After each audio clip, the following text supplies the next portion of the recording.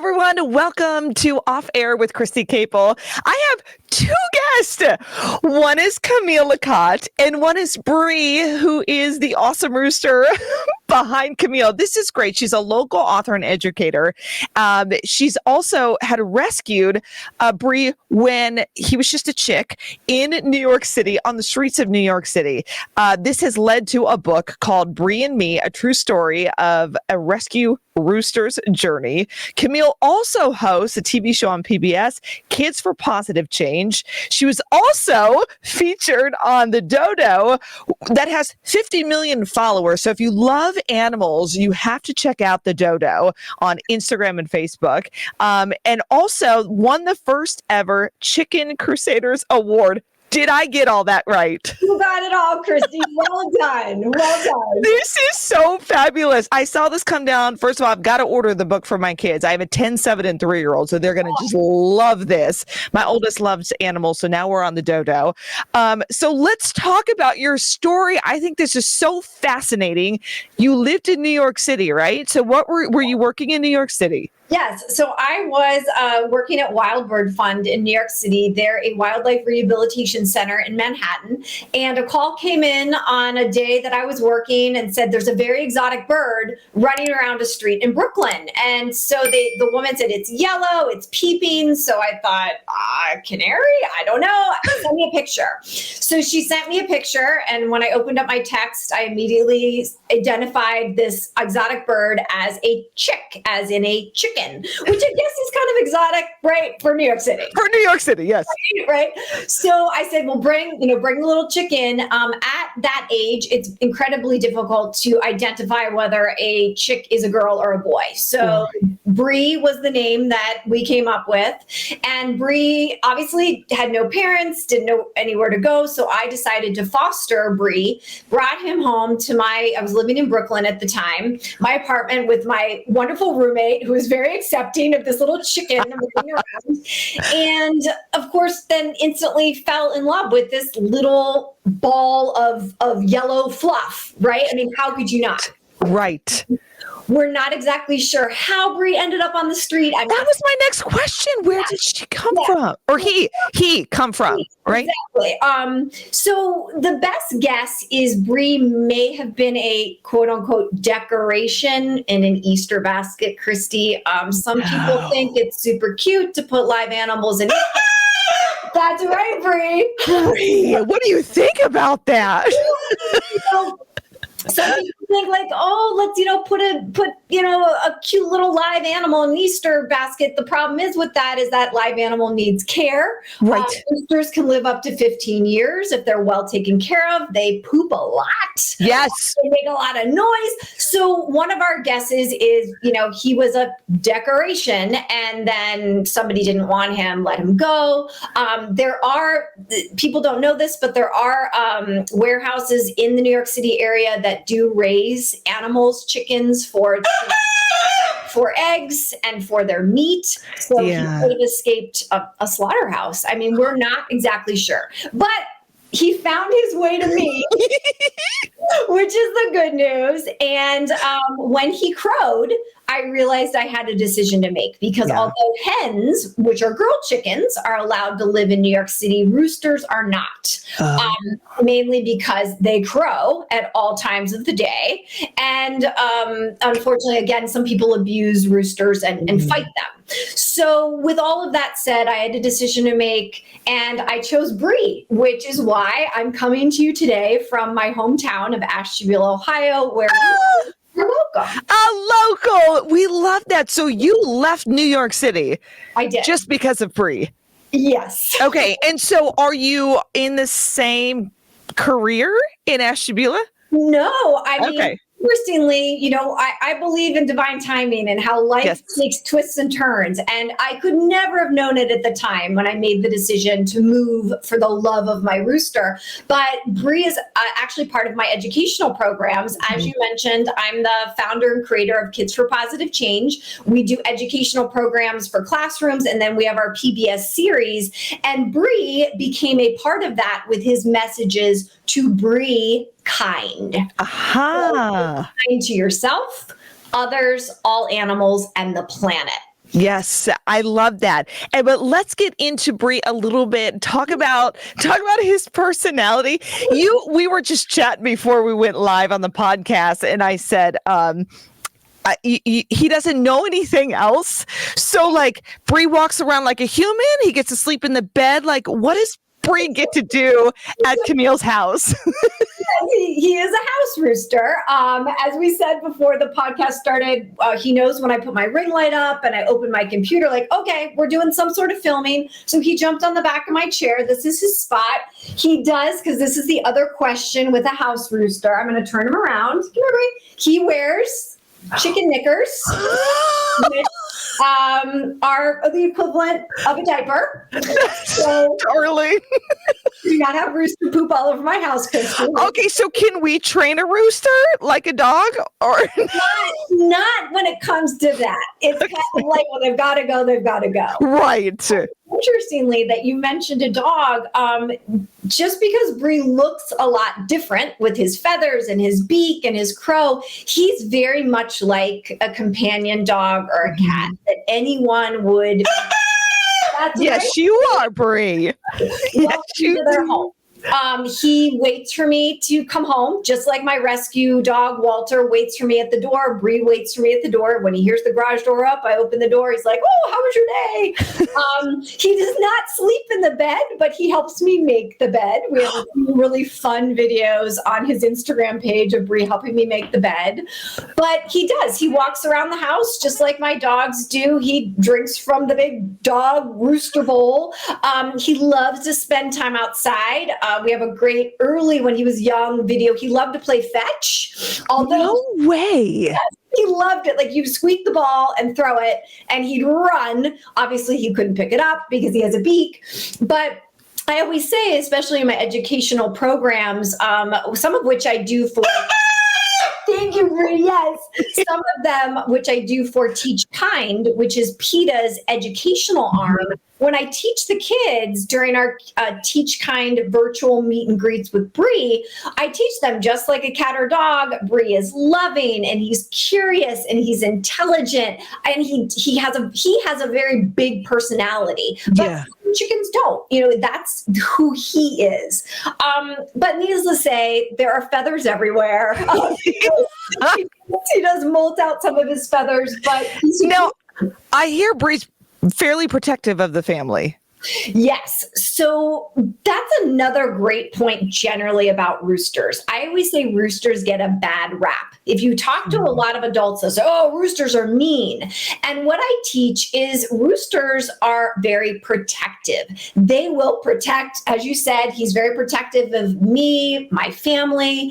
But as a whole, roosters protect their flock, whether their flock are humans or that's right, or they're hens. So if you ever encounter a rooster that doesn't know you, and that rooster's protecting his hens, of course he's going to charge you and maybe make a lot of ruckus because he doesn't know who you are. So I teach that a lot to adults and of course to kids. That are roosters mean, or are they just protective? Yeah, right. That's a good point. Now, will Bree wake you up in the mornings like we would think on the farm, the books that we read? Oh, yes. Bree, I said I never need to set an alarm clock again, ever. His first crow is usually between 4 and 5 a.m. Oh, jeez. Is that what time you want to get up? Well, I'm an early riser, thank goodness. 4. You're like, snooze. Bree, snooze. He knows that too, which is kind of funny. I'll be like, okay, Bree, not yet. That's what not yet. And then he'll give me till about 6. And if I'm not out of bed by 6, then it's the repetitive crow. I'm like, okay, let's start to make the day happen. Right. Now, Bree also loves baths. So, are we a morning bath, Bree? Are we an evening bath? When do we like our baths? So he's a sunny day bath. Whoa. So unlike, humans, dogs, Bree does not bathe in water. He dust bathes. So he uses, like in his coop, which is outside, I get just natural organic soil that he loves to dust bathe in. And that actually, it's counterintuitive to us, but it cleans his feathers. So actually, after our time together today, since it's a beautiful sunny day here, Yes, that's right. It's Northeast Ohio. He's like, I'll take my bath. He's going to go take a bath. Yep. Take his dust bath. Now, Bree, what does Bree eat? I mean, normal roosters eat what? So, there's always rooster or chicken feed, which are usually pellets that have nutrients in them. He does have that. We buy ours from something called Grubbly Farms. It's all organic and nutritious for him, but he loves human food. His favorite, he loves sweet potatoes.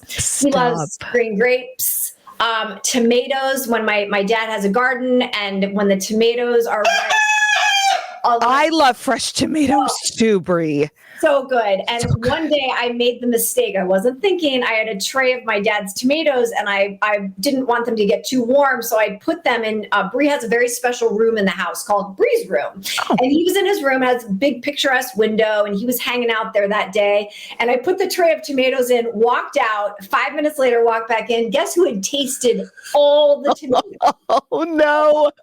Oh, did that stomach well, Bree? Were you okay after that? There were just like little pecks in all the potatoes. Oh my gosh. That's so funny because you don't think that, like dogs or whatever, they like something off the table. Right. Now you have other animals, so they get along very well together? Yes. So because I've had Bree since he literally fit in the palm of my hand, I think he thinks he's a dog. He comes running when I say, let's get a treat. He'll take naps in the sun with the dog. He'll stand at the door and they'll look out and guard the house together. Yeah. So he has no idea he's a chicken. Does he go on like on a leash for a walk or? No, he'll follow you. A lot of birds like chickens and ducks, they innately will follow. So, walking over to my home office here, he just, followed me. He'll just, How funny. I was watching some of your videos and I saw that maybe most of us don't know, but roosters dream. Yes. Right? Yes. I was so educated by all your videos when I was watching these to study for this podcast. So how can you tell that they're dreaming? Just like us, and just like a dog, sometimes they'll have that little rapid eye movement. With Bree, sometimes he'll kind of move his head a little, like sometimes if you watch a dog, they'll run. Yeah. That's right, Bree. He'll kind of move his beak. But PETA actually, again, Teach Kind, their educational arm, they did a fantastic video, which I believe you can find on their website, teachkind.com. And it's all about Bree, and they show him dreaming. His little video of him dreaming. How sweet. So let's talk about your book. I see it sitting behind you. It is so cute, and would make a great gift at any point during the year, or just grab for the kids, or donate it maybe to your library or your classroom, to your school. But it is called Bree and Me, A True Story of a Rescue Rooster's Journey. And you really want to spread the message of kindness. I mean, that's the whole point of this and raising Bree. But there's always a message behind it, which is awesome, that I think we all need to remember, not just school-age children. But talk about what went into the book, and the illustrations. Beautiful. Oh, thank you. Well, to start with the illustrations, Lauren Foster McLeod is a Canadian illustrator. She found me on Instagram and did this little portrait of Bree at the exact time I was starting to think about writing a children's book about his story. So I contacted her and we collaborated. The artwork is beautiful. All of the artwork is created from actual photographs of Bree and the people in his life. So that's pretty cool. But honestly, I was at one of my favorite places on earth, Catskill Animal Sanctuary, which is in upstate New York. A friend and I were sitting there with Bree, and she said, "Why don't you write a children's book?" And I thought, okay, so why not? I just rescued a chick from New York City.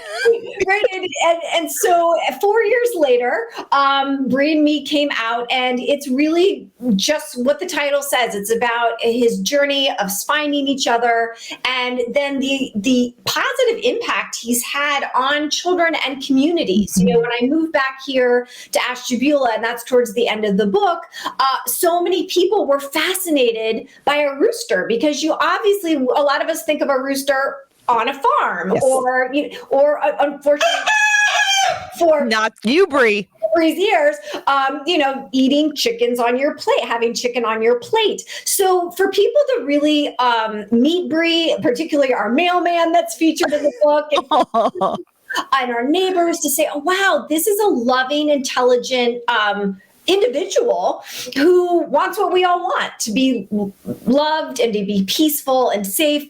And so the book really parrots his message of, again, that kindness, not towards others, and then towards all animals and to the planet. Yes, and it's unique and it's cute and it's funny.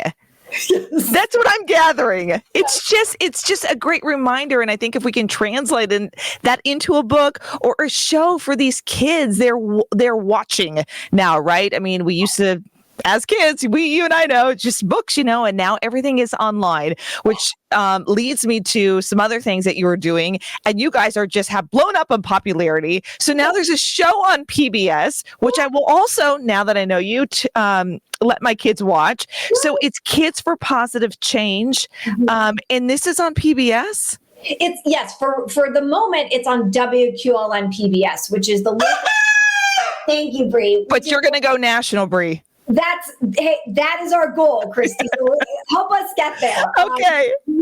We're on WQLN PBS, which is the local station out of Erie, Pennsylvania, where you can live stream it or watch it online every Saturday at 8:38 a.m. In your area, we are trying to get onto Cleveland PBS, go national. But Bree opens every episode with his message of kindness, and then he introduces the Kids for Positive Change team, which are made up of kids from Ashtabula County and New York City that are earth advocates that want to take positive action.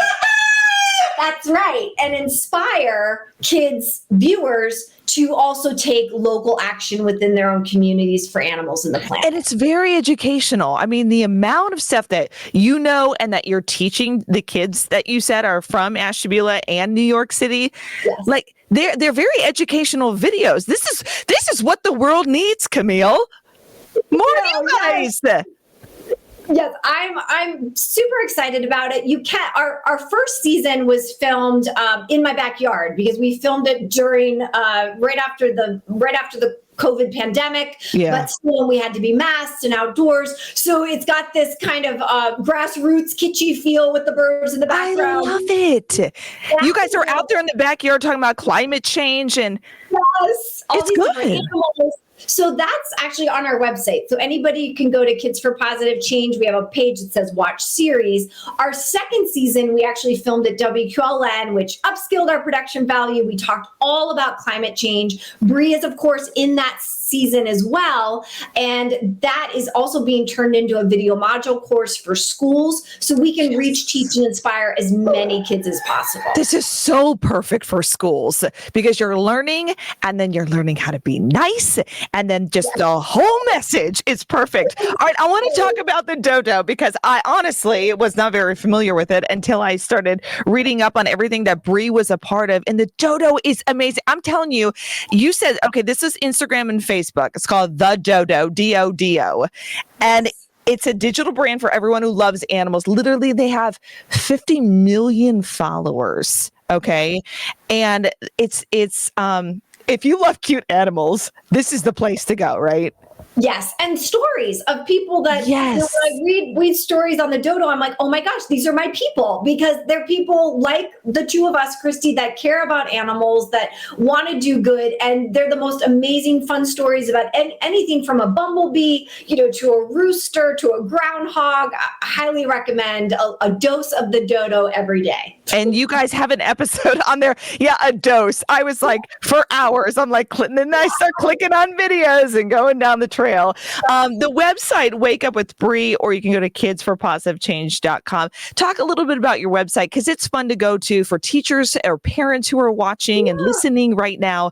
This is a great educational tool as well. Thank you. So Wake Up with Bree is part of Kids for Positive Change, but wakeupwithbree.com is its own separate website. It was specifically built for parents educators, and kids. Every page is interactive, and it has Bree's message to Bree kind, say to yourself. And then there's interactive suns where kids with an adult can go over every sun, and it'll tell you how to Bree kind to yourself. And then animals and the planet. It has a bunch of videos, free downloadable resources, and teachers and parents alike use it to help their kids understand how to Bree kind.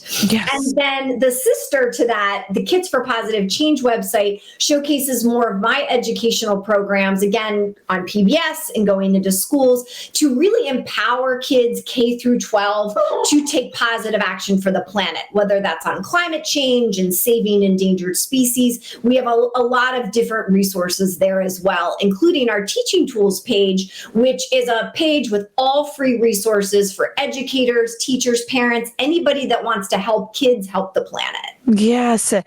Did you ever think about being a teacher or? Well, it's funny you say that, Christy, because both my parents are educators. They're both retired school teachers. So I was saying, I never thought about it, but it's in my blood. Yes. I actually started out as a professional ballet dancer, modern dancer, and actor. And really? Oh, this is getting even better. So, no, teaching was not on my radar, but I was living in Los Angeles. This was about 7 years ago. I was doing a lot of television commercials, but I would come home every day from the set and I would not feel fulfilled. I kept thinking there's something else I'm supposed to be doing with my life. And a fellow actor on the set realized my love of animals and advocating for the planet. And she said, would you come and talk to my son's first grade class about saving the rainforest? And I did. And I came home that night, Christy, and I remember sitting on my sofa thinking, this is what I want to do. I had no idea how I was going to do it, but I was like, this is what I want to do. I want to inspire kids to help our beautiful planet. And 7 years later, I started Kids for Positive Change officially in 2017. And here we are with now Bree being a huge part of that education component. Isn't it amazing when you look back at life and like all the steps you took, whether you were getting into acting or dance or whatever, has all played into what you're doing now? Isn't that crazy to look at life?